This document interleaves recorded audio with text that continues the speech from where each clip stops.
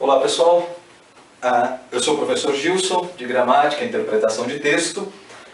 E interpretação de texto eu sei que é um dos grandes problemas dos alunos aí nos exames vestibulares. Por isso a aula de hoje se destina a uma análise do texto a partir da sonoridade. Nós não vamos chamar a palavra de palavra. Isso porque eu entendo que a palavra, por si só, é um objeto morto. Ela está em estado de dicionário. Seria como se ela estivesse morta ou como se ela estivesse ainda não decifrada por alguém. Nós vamos chamá-la de signo. E este signo linguístico nós vamos dividir em duas camadas. A primeira camada que nós vamos chamar de significado e a segunda camada que nós vamos chamar de significante. Ora, quando eu junto, por exemplo, um grupo sonoro, eu pretendo atingir determinado significado. É assim que nós fazemos no dia a dia. Experimentem, por exemplo, a palavra fofo.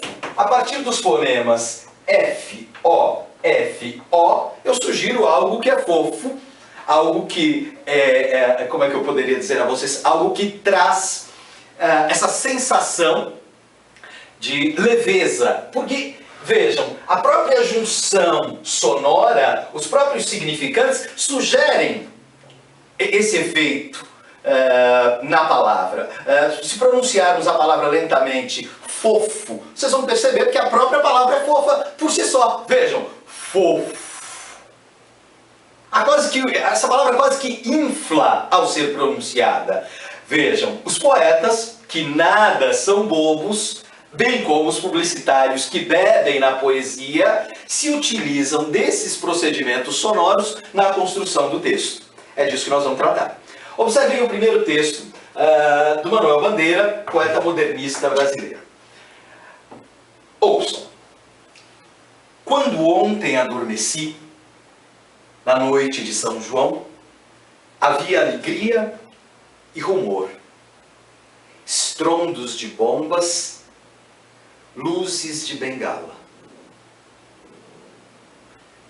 Vejam vocês que o sujeito lírico parece adormecer ou adormece, e nós vamos acompanhando esse adormecimento não só do ponto de vista da palavra ou do significado, mas esse adormecimento também se dá do ponto de vista sonoro, que é justamente o que eu pretendo demonstrar aos senhores. Vejam, a escolha sonora de Bandeira. Quando, ontem, quando ontem adormeci. Os sons são nasalizados e praticamente ondulam a poesia, sugerindo um distanciamento da realidade. Quando ontem adormeci. Ah, professor, não, o senhor está brincando, o senhor não quer dizer para mim que isso é proposital. Tanto o é que o segundo verso reitera o mesmo efeito. Observe. Na noite de São João. Eu praticamente bocejo ao proferir o segundo verso de Bandeira. O adormecimento aqui, ele vai se delineando sonoramente. Terceiro verso. Havia alegria e rumor. Professor, os efeitos nasais que o senhor havia comentado não aparecem no terceiro verso. É óbvio, aqui aparecem outros. Observem. A, I, A. A, I, A. Havia alegria. Notem que essa repetição A, I, A, e especialmente esse fonema I, provoca um prolongamento, quase que um total distanciamento. Havia alegria. E notem que a palavra rumor é a palavra que quebra esse adormecimento. Porque ela não está na mesma cadeia sonora em que estão havia e alegria. Rumor é o barulho, é a dispersão, é o fim desse adormecimento. Por quê? Porque ele começa a entrar numa outra esfera. Que esfera? A esfera do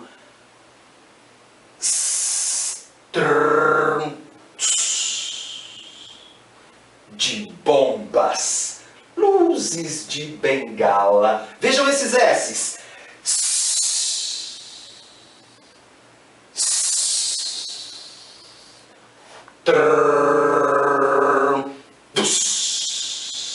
De bombas, luzes de bengala. Eu praticamente visualizo uma noite de São João em plena eclosão. É essa maneira que o poeta tem de trazer a infância à memória. Uma forma sonora de se reportar à infância lá em Recife, quando ele muito feliz ainda era. Tudo bem? Agora, professor, então é só em poesia que se verifica isso? Não, algo bem mais humorado, uma propaganda antiga. Vocês certamente não devem conhecer essa propaganda, porque ela é do meu tempo. Uma propaganda de um conhaque. Vocês sabem que o conhaque está associado à bebida da virilidade, à bebida do vigor masculino, aquela bebida que traz como é que eu poderia dizer? Que traz a essência do macho novamente à sua forma natural. Vejam o que dizia a peça publicitária da década de 80. Deu duro, tome um Dreyer, desce macio e reanima.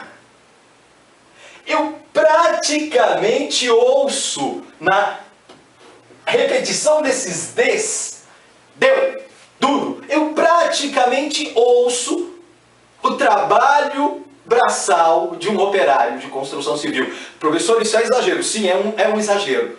Mas isso me remete a deu duro, tome um Dreyer. A própria palavra Dreyer,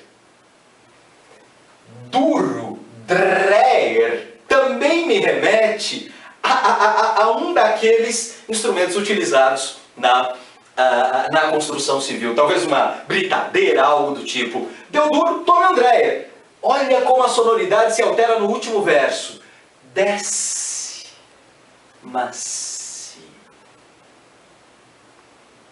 Vejam que após a palavra Dreyer, a sonoridade é toda revertida no sentido de provocar a maciez, a leveza.